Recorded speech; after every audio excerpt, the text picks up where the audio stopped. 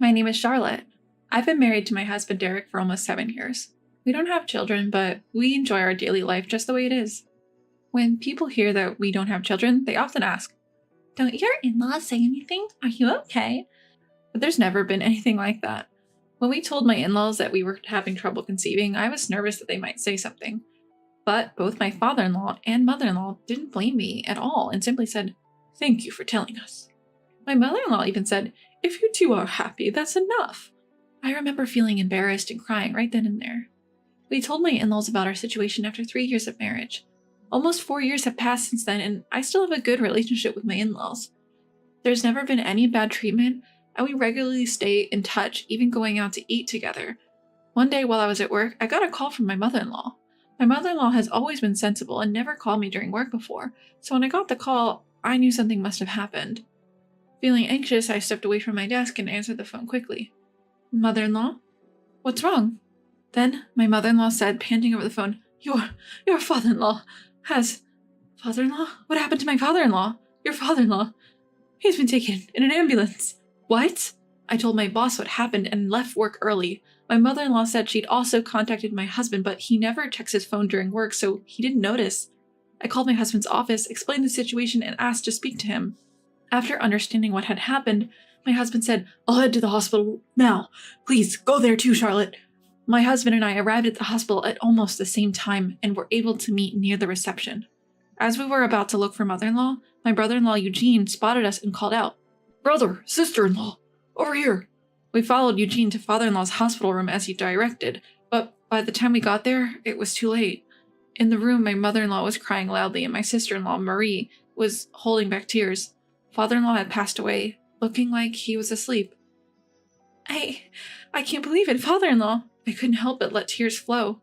My husband and brother-in-law comforted me and the others, but when I stepped out into the hallway, both of them were covering their faces with their hands. As the daughter-in-law, I was overwhelmed with tears, so I can only imagine how much sadder my husband and brother-in-law, the actual sons, must have felt. I thought they probably wanted to cry as much as mother-in-law. I thought so.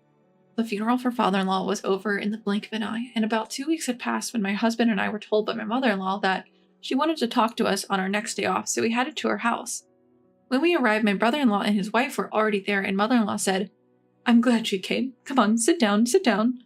She seated us, and then my husband asked, "Mother, what's the talk about?" With a serious look on her face, mother-in-law looked at us and said, "Mom, about the talk."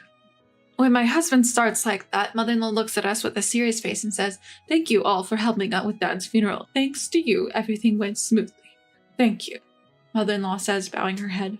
Her son-in-law responds, "What are you talking about, Mom? We're family, after all." We all nod in agreement with his words. Then, with an apologetic look on her face, mother-in-law starts, "And there's something I gathered you all here to ask." She then explains why she called us. She's feeling uncertain about living alone after father-in-law's death. The family home is aging and she's considering rebuilding, and if possible, she wants to live with either our family or her son's family. Mother-in-law keeps saying, "I'm sorry for being so selfish." It's not selfish at all. She's getting old, and after losing father-in-law so suddenly, it's natural for her to feel vulnerable. I would like to live with her if we can, but we live quite far from her, and with our work, moving here isn't possible. "I'm sorry, Mom, we can't do it right now." When my husband says that, my mother-in-law drops her shoulders. "I understand." Then my brother-in-law says cheerfully, "We'll live with you." "But Eugene, you work at a company, don't you?" I ask. He smiles and says, "My company is pushing for remote work now, and many are moving to the countryside. Since Marie is a housewife, I think it's better if we live together." His wife agrees. "Yes, it will be reassuring." Mother-in-law sheds tears of joy. My husband and I feel a bit guilty for leaving everything to them, but if this makes mother-in-law feel a bit more comfortable, we want them to do it. "Eugene, are you sure? We're leaving it all to you." To that question he replies, it's fine. Just come and help us if something happens." We agreed to let them take care of mother-in-law as long as we help if needed. About a year later, a new house is built and mother-in-law lives with them. 2 years later, they have a daughter, Cecilia, and mother-in-law is delighted. Since we don't have children, our niece is very dear to us, and we visit the new family home about once a month. But 7 years later, just before the 10th anniversary of father-in-law's death, we get sudden news. My brother-in-law has died. My husband and I rushed to the hospital, but like with father-in-law, we're too late. It was so sudden that we thought it was an accident or a sudden ailment, but it turned out to be cancer. About a year ago, they found cancer in him, and it was already in the final stages. Because of his youth, it progressed quickly, spreading to his bones. Despite trying various treatments, he passed away. He had told mother-in-law and his wife not to tell us so as not to worry us. I'm sorry for keeping silent. Mother-in-law and sister-in-law kept bowing their heads to us, apologizing again and again. But we couldn't take our frustration on them. They had to be suffering more than us living together in such close quarters. Just like when father-in-law passed, the funeral was over in a flash, and about a month and a half went by. That day, after work, we were watching a movie together at home. Suddenly, my husband's phone rang. It was mother-in-law saying, "Marie told me to leave the house." "What? Marie? You're joking, right?" My husband asked, half joking, but mother-in-law started crying and shouting, "It's true! She said she wants me to leave as soon as possible." We couldn't believe it. Mother-in-law and sister-in-law were usually close, like real mother and daughter.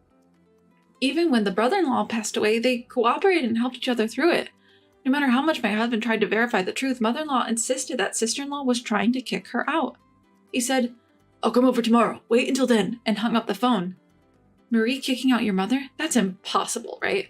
When I asked my husband, he seemed to agree, saying, "I think so too, but Mom doesn't need to lie. Anyway, I'll check it out tomorrow." The next day, my husband had the day off from work, so he went to his family's house in the morning, but didn't return home until after midnight. He looked exhausted when he got home and told me what happened today while drinking a beer. When he arrived at his family's home, the atmosphere was already tense, and neither mother-in-law nor sister-in-law would speak to each other. When he sat them down on the sofa to talk, the sister-in-law said, "I have no choice but to ask mother-in-law to leave."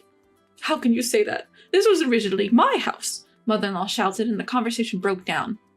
My husband asked sister-in-law why she wanted mother-in-law to leave, but she just said, "I can't tell you. It will also affect you if we continue like this." But I had no idea what she was talking about.